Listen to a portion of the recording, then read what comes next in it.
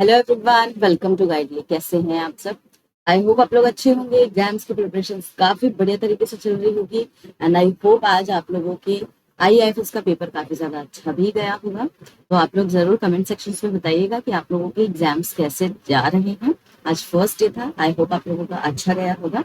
तो चलिए, last chapter है आपका आरबीडब्ल्यूएम का एडिशनल।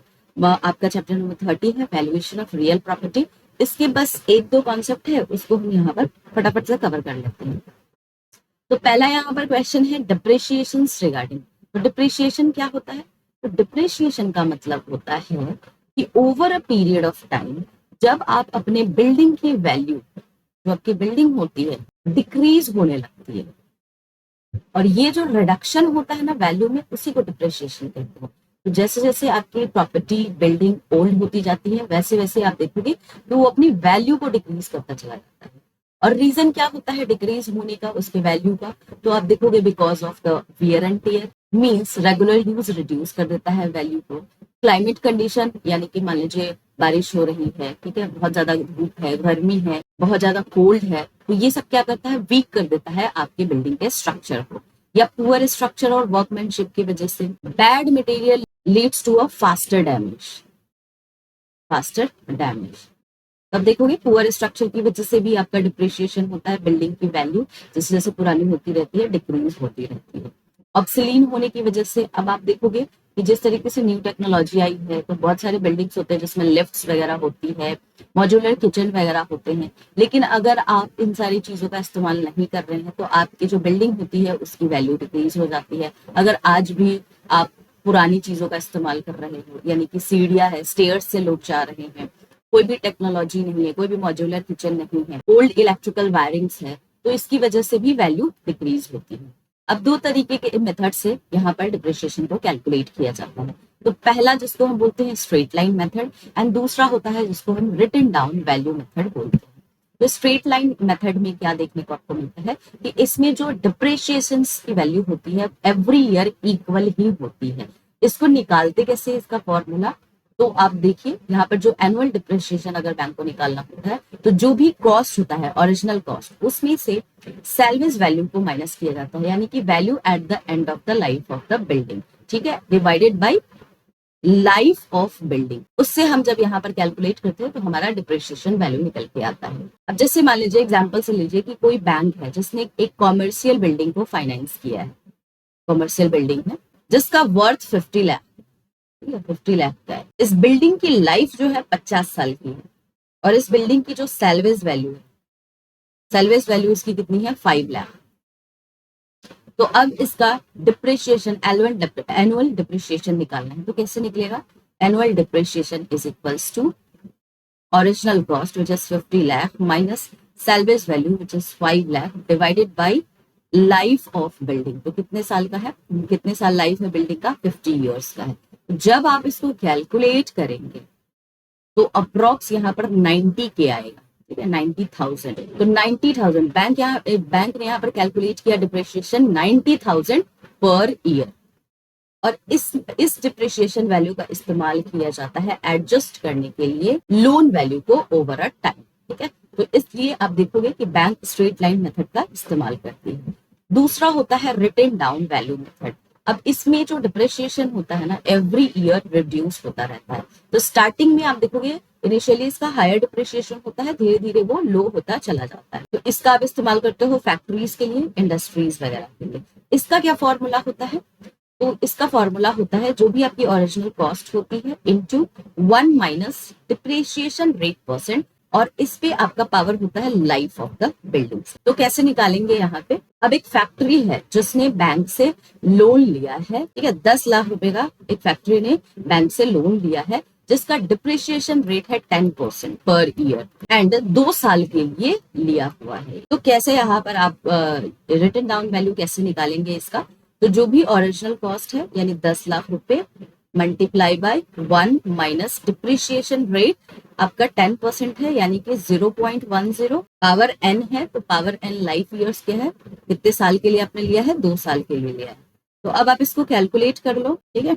अब जब इसको सॉल्व करोगे ना, आपको आएगा 8,10,000 की, 8,10,000 के लमसम आपका आएगा। तो जब आपको बैंक लोन देती है अगेंस्ट योर फैक्ट्री प्रॉपर्टी, तो एवरी ईयर डिप्रेशिएटेड वैल्यू बैंक यहाँ पर चेक करती है, कैलकुलेट करती है टू सी कि how much security is left, ठीक है। तो ये रिटन डाउन वैल्यू मेथड से बैंक कैलकुलेट करती है। चलिए अब हम बात करेंगे यहाँ पर रिवर्स मॉर्गेज लोन के बारे में। तो सबसे पहले तो थोड़ा सा प्रीवियस चलते हैं, बैकग्राउंड में चलते हैं कि रिवर्स मॉर्गेज लोन को क्यों लाया गया, क्या क्या चैलेंजेस फेस करने को मिल रहे थे लोगों को, सिटीजन्स को। तो आप देखेंगे कि जितने भी सीनियर सिटीजन्स होते हैं ना, उनको काफी ज्यादा चैलेंजेस होते थे। क्यों? क्योंकि बहुत सारे ऐसे सीनियर सिटीजन हैं जिनका कोई भी सोशल सिक्योरिटी नहीं है, कोई भी उनको पेंशन्स नहीं मिलते हैं रिटायरमेंट के बाद। इन्फ्लेशन की वजह से जो लिविंग कॉस्ट है काफी ज्यादा हाई हो गया है, जिसकी वजह से जो ये सीनियर सिटीजन्स होते हैं अपने स्टैंडर्ड्स ऑफ लिविंग के लिए भी पैसे नहीं निकाल पाते हैं, ठीक है। मेडिकल एक्सपेंसेस काफी ज्यादा कॉस्टली हो गए हैं, तो उसकी भी इनको दिक्कत आती है। इसके अलावा आप देखेंगे कि बहुत सारे आज के डेट में सीनियर सिटीजन्स जो होते हैं वो सिंगल रह रहे हैं, बिकॉज उनके चिल्ड्रंस मूव आउट हो गए हैं, कहीं और शिफ्ट हो गए हैं। तो आप देखोगे कि आज के डेट में most of the senior citizen अकेले ही रहते हैं। उनके पास प्रॉपर्टी तो है लेकिन उनके पास पैसे नहीं। तो इस तरीके की चैलेंजेस फेस करने को दिख रहा था सीनियर सिटीजन्स को। तो इनके लिए एक रिवर्स मॉर्गेज लोन लेकर के आया गया, जो एक स्पेशल टाइप का लोन है, जिसमें यहाँ पर सीनियर सिटीजन्स को हेल्प किया जाता है कि जो भी उनकी प्रॉपर्टी है उसके अगेंस्ट वो लोन ले सकते हैं। लेकिन इसमें बेनिफिट क्या होता है कि आपको कोई भी interest through out your entire life tenure आपको प्रोवाइड करने की जरूरत नहीं होती है। एवरी मंथ बैंक आपको यहाँ पर मंथली पैसे प्रोवाइड करती है, मंथली मनी देती है आपको, ठीक है। तो ये काफी ज्यादा जो है अच्छा होता है सीनियर सिटीजन के लिए। क्यों? क्योंकि इसमें आप देखोगे कि कोई भी आपको प्रॉपर्टी को सेल करने की जरूरत नहीं होती है, आप उस घर में रह सकते हो, आप उस घर में रह सकते हो, और रहते हुए हर महीने बैंक आपको उसमें पैसे भी प्रोवाइड करेगी। ऑनरशिप बोरोवर्स के पास होता है, ठीक है। कोई भी रीपेमेंट का बर्डन नहीं है, कोई भी इंटरेस्ट का बर्डन नहीं है, तो आपको किसी और पे भी डिपेंडेंट होने की जरूरत नहीं है पैसे के लिए। तो अब जैसे मान लीजिए एग्जाम्पल से इसको समझिए, कोई सीनियर सिटीजन है जिनकी उम्र 60 ईयर्स से अबव है, मान लीजिए। अब उनके पास एक प्रॉपर्टी है 1 करोड़ रुपीस की, ठीक है, 1 करोड़ का उनका प्रॉपर्टी है। तो अब उनके पास ना तो कोई पेंशन वगैरह है, ना तो उनके चिल्ड्रन उनके साथ रहते हैं, लेकिन उनके पास प्रॉपर्टी है। तो इस केस में वो बैंक के पास जा सकते हैं और रिवर्स मॉर्गेज लोन ले सकते हैं। अब इस केस में उनको हर महीने 30,000 की जरूरत होती है अपने लाइफ को और एक्सपेंसेस को खर्च करने के लिए, ठीक है, और जीने के लिए अपने लाइफ को। तो बैंक क्या करती है, ये जो 1 करोड़ की प्रॉपर्टी है ना, इस 1 करोड़ प्रॉपर्टी पे रिवर्स मॉर्गेज लोन प्रोवाइड करती है, जिसके बेसिस पे हर महीने 30,000 रुपए बैंक इस सीनियर सिटीजन को प्रोवाइड करेगी। अब जब 1 करोड़ की जो प्रॉपर्टी दी गई है, अब इसका जो ऑनरशिप है वो बोरोवर के ही पास है, वो उस घर में रह सकते हैं, कोई भी इंटरेस्ट वगैरह उनको देने की जरूरत नहीं है, ठीक है, through out the entire life tenure. जब इनकी डेथ हो जाती है तो डेथ के बाद बैंक क्या करती है, इस प्रॉपर्टी को बेच करके जो भी लोन अमाउंट था वो रीपे करती है। और अगर कोई फैमिली मेंबर उस प्रॉपर्टी को वापस लेना चाहता है तो जो भी लोन अमाउंट अभी तक बैंक ने भरा है वो लोन अमाउंट रीपे करने के बाद इस प्रॉपर्टी को वो रख सकते हैं। तो ये फायदा आपको रिवर्स मॉर्गेज लोन में सीनियर सिटीजन को देखने को मिलता है। तो ये कॉन्सेप्ट कब इंट्रोड्यूस किया गया था इंडिया में? 2007 में इसको इंट्रोड्यूस किया गया था और इफेक्टिवली इसको लागू कर दिया गया 1 अप्रैल 2008, जिसमें सीनियर सिटीजन को रेगुलर कैश फ्लो मिलता है by mortgaging their home without losing ownership. Starting में बोरोवर्स का फुल ऑनरशिप होता है उस प्रॉपर्टी पे, उस बिल्डिंग पे। धीरे धीरे जैसे जैसे बैंक पेमेंट करती जाती है वैसे वैसे जो ऑनरशिप होता है वो रिड्यूस होता चला जाता है। कोई भी आपको टेंशन नहीं होती ड्यूरिंग योर लाइफ टाइम कि आपको कोई रीपेमेंट करना है लोन का, कोई इंटरेस्ट भरना है, ये सब इसमें कोई भी आपको इश्यूज देखने को नहीं मिलता है। एलिजिबिलिटी क्राइटेरिया क्या होती है? तो 60+ ईयर्स आपका एज होना चाहिए अगर आप रिवर्स मॉर्गेज लोन के लिए अप्लाई कर रहे हैं। अगर आप ज्वाइंट लोन के लिए अप्लाई करते हो तो मेक श्योर कि एक स्पाउस जो हो एटलीस्ट उनका एज 55+ ईयर्स का होना चाहिए। अब ऑनरशिप की बात करें तो ऑनरशिप में आप देखोगे जो आपकी प्रॉपर्टी है वो रेसिडेंशियल होना चाहिए, कॉमर्शियल पर्पस पे नहीं होना चाहिए, विद अ क्लियर टाइटल, यानी कि कोई भी उस पर लीगल डिस्प्यूट्स वगैरह ना हो, बिल्कुल ही क्लियर हो वो, ठीक है। और प्रॉपर्टी जो है मस्ट बी फ्री फ्रॉम इनकॉम्प्रेंस, कोई भी इस पर लोन पहले से ना लिया हो और इस पे बिल्कुल ही कोई भी लीगल डिस्प्यूट्स ना हो। प्रॉपर्टी की कंडीशंस की बात की गई है, तो जो प्रॉपर्टी है शुड बी, जो प्रॉपर्टी आप यहाँ पर as a mortgage, reverse mortgage loan के तहत दे रहे हो, मेक श्योर कि उनकी लाइफ जो है 20 साल और बची होनी चाहिए, यानी कि यहाँ पर जो मिनिमम रिमेनिंग लाइफ होगी ना उस प्रॉपर्टी को एटलीस्ट 20 ईयर्स की होनी चाहिए। जो भी प्रॉपर्टी होगा वो आपका प्राइमरी रेसिडेंस होना चाहिए। कॉमर्शियल प्रॉपर्टीज पे आपको इस तरीके के लोन्स प्रोवाइड नहीं किए जाते हैं। लिमिटेशंस की बात करते हैं यहाँ पर, तो पेमेंट्स को स्टॉप कर दिया जाता है 15 से 20 साल के अंदर, नो मैटर आप अलाइव हैं या नहीं, 15 से 20 साल में आपका पेमेंट स्टॉप कर दिया जाता है। इसका ये मतलब नहीं है कि आपको प्रॉपर्टी से, आपके जो घर है उससे निकाल दिया जाता है, आप तब तक इस घर में रह सकते हो जब तक आप जिंदा है, ठीक है। लोन अमाउंट हमेशा लोअर होता है देन द मार्केट वैल्यू। तो बैंक आपको 100% प्रॉपर्टी के वैल्यू पे लोन नहीं देती है। लोन यहाँ पर हमेशा जो आपकी प्रॉपर्टी की वैल्यू होती है, मार्केट वैल्यू होती है, उससे कम ही आपको लोन अमाउंट दिया जाता है based on the government guideline. तो इसको कैलकुलेट किया जाता है based on the government rule. तो मंथली पेमेंट्स आपको मिलता है यहाँ पर जो कि लोअर होता है then the market interest rate. Property को पीरियोडिकली रीवैल्यूड किया जाता है बाय द बैंक। तो बैंक आप देखोगे एवरी 5 इयर्स पे आपके प्रॉपर्टी का रीवैल्यूएशन करती है, रीवैल्यूड करती है। तो अगर मार्केट का प्राइस ड्रॉप हो जाता है तो आपका पेमेंट भी यहाँ पर रिड्यूस हो जाता है। तो ये आपके कुछ लिमिटेशंस होते हैं रिवर्स मॉर्गेज लोन के। अब कैसे कैलकुलेट किया जाता है, यहाँ पर अगर मुझे इंस्टॉलमेंट अमाउंट, पीरियोडिक पे आउट्स अगर मुझे रिवर्स मॉर्गेज लोन में कैलकुलेट करना है तो उसके लिए एक फॉर्मूला आता है जिसमें आप देखोगे जो भी आपकी प्रॉपर्टी की वैल्यू होती है उसको आप मल्टीप्लाई करते हो loan to value ratio, multiply by interest rate पर इंस्टॉलमेंट पीरियड, अगेन इसको आप मल्टीप्लाई करते हो 1 प्लस इंटरेस्ट रेट पर इंस्टॉलमेंट पीरियड, और उस करते हो n-1। What is this n? n is the number of installment payment, उसको -1 करते हो। तो इस फॉर्मूला का इस्तेमाल करके यहाँ पर आपकी पीरियोडिक पे आउट्स अंडर RML स्कीम निकाली जाती है बाय द बैंक, ठीक है। तो ये आपका कुछ इंपॉर्टेंट पॉइंट्स था, इंपॉर्टेंट टॉपिक था आपके चैप्टर नंबर 30 से। नाउ इससे रिलेटेड कुछ क्वेश्चंस कर लेते हैं। पहला क्वेश्चन है, what is the main purpose of reverse mortgage loan? To help the senior citizens buy a new house, to allow senior citizens to earn regular income by mortgaging their house, to provide loans to the senior citizen for business purpose, to help senior citizens shift to old age home। तो correct answer क्या होगा?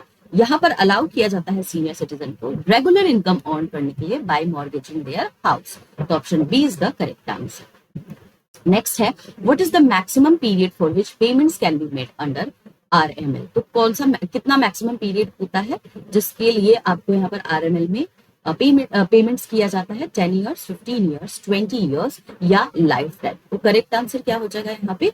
20 years, ठीक है। Maximum 15 से 20 years था, right? तो maximum 20 years. Next question है, which of the following statement is correct regarding the methods of depreciation? तो in the straight line method depreciation is higher in the early years and reduces later. In the written down value method, depreciation is calculated on the original cost every year. The written down value method gives higher depreciation in the initial years and is suitable for the industrial units. In both the method, depreciation value remains constant every year. तो इसमें आपको बताना है कौन सा correct statement है। तो option सी आपका करेक्ट है, क्योंकि आप देखोगे कि जो रिटन डाउन वैल्यू था उसमें आपका जो डिप्रिशिएशन है इनिशियल ईयर्स में आपको हायर देखने को मिलता है और बाद में धीरे धीरे वो लो होता रहता है, और ये सुटेबल है जो भी फैक्ट्रीज होती है, इंडस्ट्रियल यूनिट्स होती है।